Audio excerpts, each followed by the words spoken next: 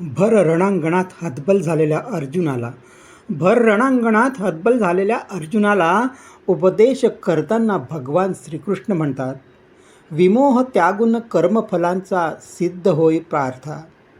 विमोह त्यागून कर्मफलांचा सिद्ध होई पार्था.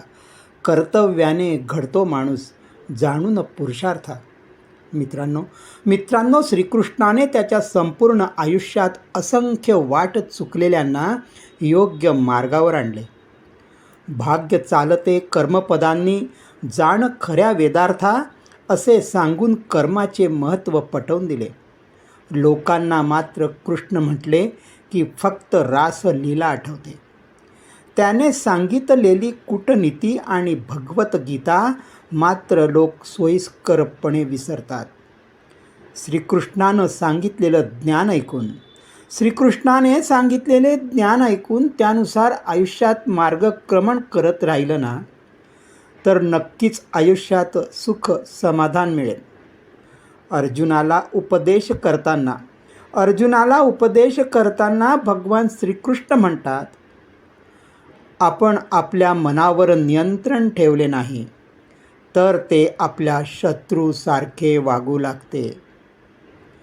प्रेम हा एक असा अनुभव आहे जो मनुष्याला कधी पराजित होऊ देत नाही, आणि घृणा हा असा अनुभव आहे जो माणसाला कधीच जिंकू देत नाही. आयुष्य म्हणजे भविष्यकाळ आणि भूतकाळ नव्हे, तर आयुष्य म्हणजे वर्तमान आहे. म्हणूनच केवळ वर्तमानाचा विचार करा. आयुष्यात दुःख मिळण्याचे कारण म्हणजे मोठ्या अपेक्षा.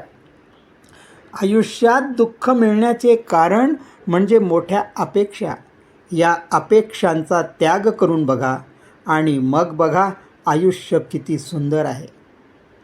प्रेम आणि आस्था या दोन गोष्टी आपल्या हातात आहेत. आपल्या मनात एकदा भक्ती निर्माण झाली तर कणाकणात ईश्वराचे दर्शन घडते. अहंकार बाळगल्याने मनुष्याची प्रतिष्ठा, वैभव आणि वंश या तिन्हींचा विनाश होतो. कुणाला काही दिल्याचा अहंकार कधीही बाळगू नका. कुणास ठाऊक, जे तुम्ही देताय ते कदाचित तुमच्यावर असलेले मागच्या जन्माचे कर्ज असू शकते. वाईट कर्म करावे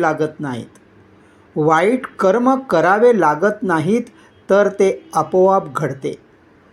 चांगली कर्मे आपोआप घडत नाहीत तर ती करावी लागतात. जेव्हा तुम्ही ईश्वराशी जोडले जाता तेव्हा ईश्वर तुमची परीक्षा घेतो. काही लोक याला दुःख म्हणतात, तर काही लोक यालाच देवाची कृपा समजतात. आयुष्यात कशीही वेळ येवो, कुटुंबाची साथ कधीच सोडू नका. सुख आले तर ते असल्याने कुटुंबाबरोबर दुप्पट होईल, आणि दुःख आले तर कुटुंब बरोबर असल्याने ते तुमचे दुःख वाटून घेतील. स्वार्थीपणाने नाती जोडण्याचा कितीही